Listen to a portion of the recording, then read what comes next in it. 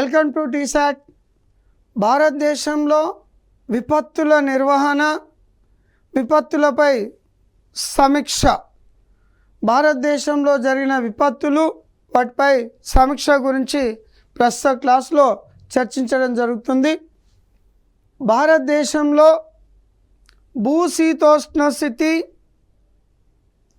ప్రజల భౌతిక, సామాజిక, ఆర్థిక దుర్బలత్వాలకు తోడు అత్యధిక శాతం భారత భూభాగం దుర్బలత్వ ప్రాంతంలో ఉండడం మొదలగు కారణాల వలన భారతదేశం ప్రపంచంలోనే అత్యంత విపత్తు పీడిత దేశాలలో ఒకటిగా నమోదు కావడం జరిగింది. విపత్తు పీడిత దేశాల్లో ఒకటిగా నమోదు కావడం జరిగింది.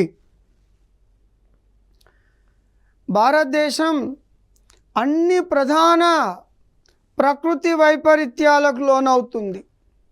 ప్రకృతి వైపరీత్యాలు భూకంపాలు, వరదలు, సునామీలు, తుఫాన్లు, వీటితో పాటు కరువు, అనేక రకాల విపత్తులకు భారతదేశం గురవుతూ ఉండడం జరిగింది.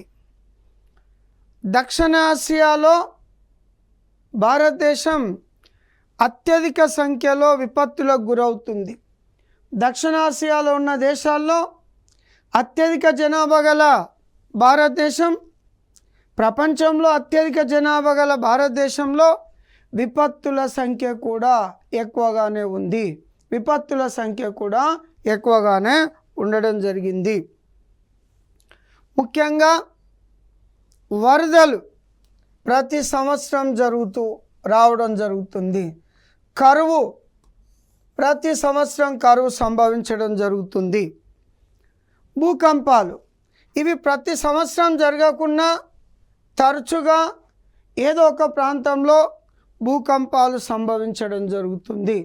సునామీలు ఇవి ఎవ్రీ ఇయర్ రాకున్నా తరచుగా కొన్ని ప్రాంతాల్లో సునామీలు సంభవించడం జరుగుతుంది.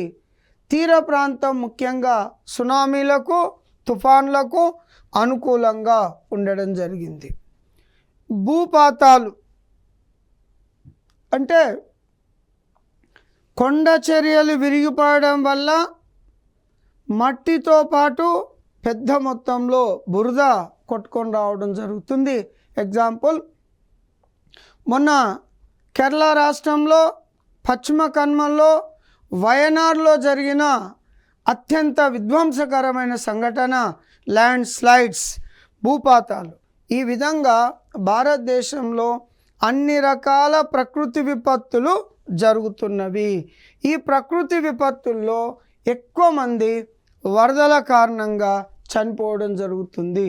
వరదలంటే తరచుగా ఏదో ఒక విశాలమైన భారతదేశంలో, నార్త్ ఇండియాలో కావచ్చు, సౌత్ ఇండియాలో కావచ్చు, ఈశాన్య భారతదేశంలో కావచ్చు, ఏదో ఒక ప్రాంతంలో వరద ముంపు అనేది ఉండడం జరిగింది. ఆసియా ఖండంలో సంభవించే విపత్తులకు ప్రభావితమయ్యే ప్రజల్లో 6% విపత్తుల వల్ల సంభవించే మరణాల్లో 24% భారతదేశంలోనే సంభవిస్తున్నవి. అంటే విపత్తులు అనేటివి 6% జరిగిన 24% భారతదేశంలోనే, అంటే మరణాలు 24% భారతదేశంలోనే సంభవించడం జరుగుతుంది. ల్యాండ్ స్లైడ్స్, వరద ముప్పు, వరదతో పాటు బురద ఏ విధంగా కొట్టుకొని రావడం జరుగుతుంది అనే దానికి ఉదాహరణ ఈ చిత్రం. బ్యూరో ఆఫ్ ఇండియన్ స్టాండర్డ్ ప్రకారం భారతదేశ విస్తీర్ణం 100% అనుకుంటే 85% ఒకటి లేదా అంతకంటే ఎక్కువ విపత్తులకు గురయ్యే ప్రాంతంగా ఉంది. అంటే 100% తీసుకుంటే 85% రక్షణ అనేది లేదు.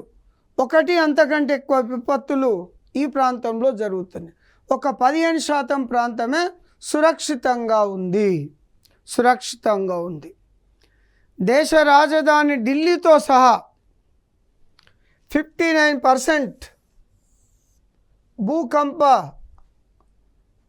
స్వల్ప స్థాయి నుంచి అత్యంత తీవ్రమైన భూకంపాలు ఉన్నట్లు జాతీయ విపత్తు నిర్వహణ సంస్థ తెలియజేయడం జరిగింది. దేశవ్యాప్తంగా భూకంపాలు సంభవించేది మన దేశ విస్తీర్ణం 100% అనుకుంటే 59% భూభాగం స్వల్ప స్థాయి నుంచి అత్యంత తీవ్రమైన స్థాయి వరకు భూకంపాలు సంభవించే ప్రాంతం, ఇంక్లూడింగ్ దేశ రాజధాని కూడా భూకంప కేంద్రంలోనే ఉండడం జరిగింది. విపత్తుల వలన ప్రతి సంవత్సరం స్థూల దేశ ఉత్పత్తిలో 2%, కేంద్ర రాబడుల్లో 12% విపత్తుల వలన నష్టం జరుగుతుంది. దేశ మొత్తం జాతీయ స్థూల దేశ ఉత్పత్తిలో 2%, రాబడుల్లో 12% విపత్తుల వలన నష్టం జరుగుతుంది. సపోజ్ ఒక ప్రాంతంలో వరదలు పెద్ద మొత్తంలో సంభవించినప్పుడు అక్కడ జరిగిన అనేక ఉత్పత్తులు నష్టం జరుగుతాయి. ప్రజల నుంచి ట్యాక్స్ రూపంలో కూడా కట్టలేకపోవడం జరుగుతుంది. ఆ విధంగా దేశం మొత్తం రాబడికి 12% విపత్తుల వలన నష్టం జరుగుతూ ఉంది. భారతదేశంలో విపత్తుల పరిస్థితి, భారతదేశంలో మొత్తం 28 రాష్ట్రాలు, 8 కేంద్రపాలిత ప్రాంతాలకు గాను 28కి 27 సహజ విపత్తుల ముప్పు కలిగి ఉన్నవి. అంటే 28 రాష్ట్రాలు, 8 కేంద్రపాలిత ప్రాంతాలను కలుపుకున్నట్లయితే మనకు 27 ప్రాంతాల్లో సహజ విపత్తుల ముప్పు కలిగి ఉన్నవి. ప్రపంచంలో అత్యంత విపత్తు ముప్పు కలిగి ఉన్న మొదటి 10 దేశాల్లో భారతదేశం ఒకటి. మొదటి 10 దేశాల్లో భారతదేశం ఒకటి. వరల్డ్ రిస్క్ రిపోర్ట్ 2024 ప్రకారం విపత్తుల ముప్పులో భారతదేశం 3వ స్థానంలో కలదు. విపత్తుల ముప్పులో భారతదేశం 3వ స్థానంలో కలదు. మొదటి 10 దేశాల్లో భారతదేశం ఒకటిగా ఉంది. Major disasters in India 1980 to 2009, earthquake 2005, Jammu Kashmir, Gujarat Bhuj earthquake,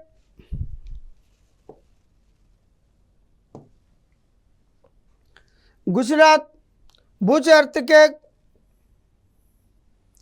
2001 January. Next, Bhopal gas incident 1982. Assam floods and Bihar floods 2004. Kosi floods August 2008. Earthquake in Uttarakhand 1991. Earthquake in Uttarakhand Chamoli district 1999. Orissa super cyclone October 1999. West Bengal super cyclone 2009. Andhra Pradesh tsunami 2004. Andaman Nicobar island tsunami December 2004 and Kerala coastal tsunami 2004, Maharashtra Latur earthquake 1993, Maharashtra floods July 2005. ఇవి ఈ విధంగా కొన్ని ముఖ్యమైన సంఘటనలు 1980 నుంచి 2009 major disaster in India. ప్రపంచవ్యాప్తంగా global report ప్రకారం national disasters 1990 నుంచి 2020 వరకు యుఎస్ఏలో 1046, చైనాలో 968, ఇండియాలో 741, Philippines 657, Indonesia 554, Japan 367, Bangladesh 355, Mexico 282, Iran 246, Brazil 243. ఇది గ్లోబల్ న్యాచురల్ డిజాస్టర్స్ 1990 నుంచి 2020. భారతదేశంలో జరిగిన సహజ విపత్తులు 741. భారతదేశంలో ప్రతి సంవత్సరం పునరావృతమయ్యే వరదలకు 200 మిలియన్స్ 20 crores ప్రజలు ప్రభావితమవుతున్నారు. అదేవిధంగా దేశ భౌగోళిక విస్తీర్ణంలో 58.6 లేదా 59% ఒక మాదిరి నుండి అత్యంత తీవ్రవంతమైన భూకంపాలు ఎదుర్కొనే మండలాలు 3, 4, 5 భూకంప మండలాలు ఉన్నట్లు సిస్మిక్ జోన్స్ హెచ్చరించడం జరిగింది. భారతదేశంలో 4 ప్రధాన భూకంప మండలాల్లో 3 భూకంప మండలాలు పెద్ద మొత్తంలో విపత్తుకు గురే అవకాశం ఉన్నట్లు సిస్మిక్ జోన్లో వెల్లడించడం జరిగింది. దేశ భౌగోళిక విస్తీర్ణంలో 12% లేదా 40 మిలియన్ల హెక్టార్లకు పైగా భూమి నిరంతరం వచ్చే వరదలు, నదీ ప్రవాహాలు మరియు నదీ క్రమక్షయం మొదలైన వాటికి గురవుతుంది. దేశంలో 7516.6 కిలోమీటర్లు భారతదేశ తూర్పు పశ్చిమ తీరం కలదు. ఇందులో 5700 కిలోమీటర్స్ 71% కిలోమీటర్ల భూభాగం తుఫాను అలజడులు, సునామీ ముప్పు కలిగి ఉంది. తుఫాన్ అలజడులో సునామీ ముప్పు కలిగి ఉండడం జరిగింది. ఈ తీర ప్రాంతం తీసుకున్నట్లయితే మనకు పశ్చిమ తీరం, తూర్పు తీరం, పశ్చిమ తీరంలో అత్యధికంగా సునామీ ముప్పు కలిగి ఉండడం జరిగింది. మరియు ఫ్లడ్స్ ఏరియా తీసుకున్నట్లయితే భారతదేశంలో వాయువ ప్రాంతం, ఉత్తర మైదానాలు, అస్సాం బ్రహ్మపుత్ర నది పరివాహక ప్రాంతం అత్యధికంగా ఫ్లడ్స్ వరదలకు గురే అవకాశం ఉండడం జరిగింది. ఇక సైక్లోన్ ఎఫెక్టెడ్ ఏరియా భారతదేశానికి అత్యధికంగా బంగాళాఖాతంలో ఏర్పడే తుఫాన్ల కారణంగా మరియు అరేబియా సముద్రంలో ఏర్పడే తుఫాన్ల కారణంగా తుఫాను ముప్పు కలిగి ఉండడం జరుగుతుంది. సాధారణంగా ప్రపంచవ్యాప్తంగా ఎక్కువ తుఫాన్లను ఎదుర్కొనే దేశంగా బంగ్లాదేశ్ చెప్పడం జరుగుతుంది. మన దేశంలో తూర్పు తీరంలో అత్యధికంగా తుఫాన్లను ఎదుర్కొంటున్న రాష్ట్రాలు తీసుకుంటే ఫస్ట్ ఒడిస్సా, తర్వాత ఆంధ్రప్రదేశ్. పశ్చిమ తీరంలో అత్యధికంగా తుఫాన్లను ఎదుర్కొంటున్న రాష్ట్రం గుజరాత్. ఈ విధంగా తుఫాన్ల ముప్పు ఎదుర్కొంటున్న తీర ప్రాంతం కూడా అత్యధికంగానే ఉండడం జరిగింది. భారత భూభాగంలో 8%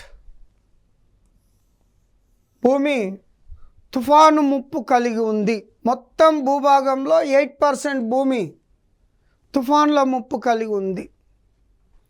మొత్తం సాగుకు యోగ్యమైన భూమిలో 68% విస్తీర్ణం కరువు దుర్బలత్వం కలిగి ఉంది.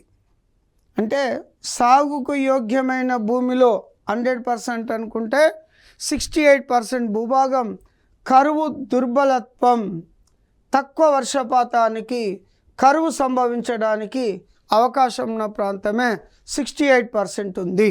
68% ఉండడం జరిగింది. భారతదేశంలో సునామీ గురయ్యే ప్రాంతాలు ముఖ్యంగా ఇండోనేషియాలో జావా సుమిత్ర దీవుల్లో భూకంపం సంభవించినప్పుడు హిందూ మహాసముద్రంతో పాటు బంగాళాఖాతం తూర్పు తీరం ముఖ్యంగా పశ్చిమ బెంగాల్ నుంచి తమిళనాడు వరకు పశ్చిమ తీరంలో, తూర్పు తీరం మొత్తం, పశ్చిమ తీరంలో కేరళ రాష్ట్రం, అండమాన్ నికోబార్ దీవులు, లక్షద్వీపుల్లో కూడా సునామీ ప్రభావం కనబడడం జరిగింది. భారతదేశంలో విపత్తు స్వభావాలు ప్రపంచంలో అత్యంత విపత్తు ముప్పు కలిగిన మొదటి 10 దేశాల్లో భారతదేశం ఒకటి. అనేక ప్రకృతిపరమైన మానవ కల్పిత కారకాలు దోహదం చేస్తున్నవి. అంటే ప్రకృతిపరమైనవే కాక మానవుల వలన మానవులకు ముప్పు కలిగి ఉండడం జరిగింది. అనేక ప్రేరేపిత శక్తుల వలన బాంబు దాడులు, రసాయన లీకేజీలు, బయాలజికల్ వార్స్ మొదలైనవి ఈ మానవ కల్పిత కారకాలు అనేటివి దోహదం చేయడం జరుగుతూ ఉంటుంది. ఇక మన దేశంలో అత్యధిక విపత్తులు గురి కావడానికి విశిష్టమైన భారతదేశ భౌగోళిక పరిస్థితి ప్రధాన కారణంగా ఉండడం జరిగింది. భారతదేశంలో భౌగోళిక పరిస్థితులు అనేక విపత్తులకు అనుకూలంగా ఉన్నవి. ఎగ్జాంపుల్ ఒకటి హిమాలయాల ప్రాంతం భూకంపాలకు, హిమపాతాలకు, ల్యాండ్ స్లైడ్స్కు ప్రధానంగా గురి కావడం జరుగుతుంది. ఒండ్రు మైదానాలు ఇవి వరదలకు గురి కావడం జరుగుతుంది. దీపకల్ప ప్రాంతంలోని కొండల భాగం అంటే ముఖ్యంగా పశ్చిమ కనుమలు, తూర్పు కనుమలు ఇవి ల్యాండ్ స్లైడ్స్కు, వరదలకు కారణం కావడం జరుగుతూ ఉంటుంది. తీర ప్రాంత మండలం ముఖ్యంగా తూర్పు తీరం, పశ్చిమ తీరం సునామీలకు, తుఫాన్లకు గురయ్యే అవకాశం ఉంది. ఎడారి ప్రాంతం భారతదేశం పశ్చిమ ప్రాంతంలోని ఎడారి ప్రాంతం కరువుకు గురయ్యే అవకాశం ఉండడం జరిగింది. ముఖ్యంగా హిమాలయాల ప్రాంతం తీసుకున్నట్లయితే ఈ ఏరియా జమ్మూ కాశ్మీర్ నుంచి అరుణాచల్ ప్రదేశ్ వరకు భూకంపాలు వస్తాయి, హిమపాతాలు సంభవిస్తాయి, వరదలు కూడా సంభవిస్తాయి, కొండ చర్యలు కూడా విరిగిపడడం జరుగుతూ ఉంటుంది హిమాలయన్ పర్వత ప్రాంతంలో. అదేవిధంగా భారతదేశ ఈశాన్య ప్రాంతం బ్రహ్మపుత్ర మైదానం వరదలకు గురి కావడం జరుగుతూ ఉంటుంది. రాజస్థాన్లోని థార్ ప్రాంత ఎడారి ఇది కరువు ప్రాంతానికి గురి కావడం జరుగుతూ ఉంటుంది. దక్కన్ పీఠభూమి, వెస్టర్న్ ఘాట్స్, ఈస్టర్న్ ఘాట్స్ మరియు దక్కన్ ప్లాట్యూ కరువుతో పాటు భూకంపాలు సంభవిస్తాయి, ఫ్లడ్స్ రావడం జరుగుతూ ఉంటుంది. ఇక కోస్టల్ ప్లేన్ ఆఫ్ ఇండియా, ఈ కోస్టల్ ప్లేన్ ఆఫ్ ఇండియాలో వెస్ట్ కోస్ట్ అంటే Kathiawar coast, Konkan coast, Malabar coast తుఫాన్లు, సునామీలు వచ్చే అవకాశం ఉంది. తూర్పు తీరం, Coromandel coast, Circar coast, Utkal coast ఇవి సునామీలకు, తుఫాన్లకు వచ్చే అవకాశం ఉన్న ప్రాంతాలు, తీర మైదానాలు. ఇక థార్ డెజర్ట్, ముఖ్యంగా ఈ థార్ ఎడారి అనేది భారత్ పాకిస్తాన్ దేశాల్లో విస్తరించుంటుంది. దీని విస్తీర్ణం 2 లక్షల చదరపు కిలోమీటర్లు ఉంటుంది.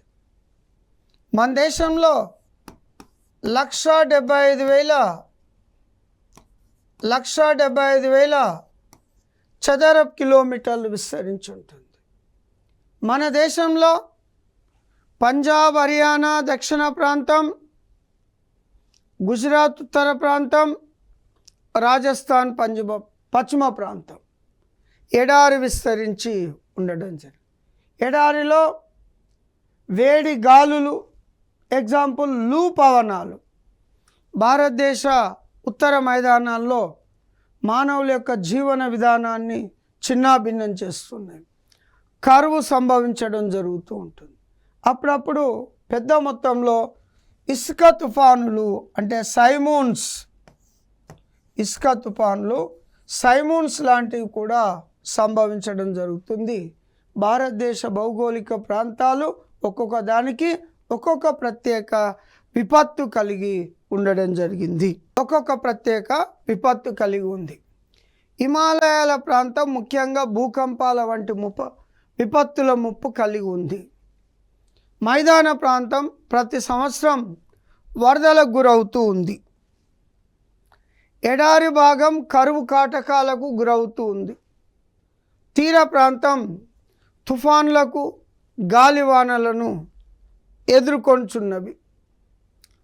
తూర్పు తీరం తుఫాన్లు, వరదల వంటి హైడ్రాలజికల్ విపత్తులను, సునామీ వంటి భౌతిక విపత్తుల ముప్పును కలిగి ఉండడం జరిగింది.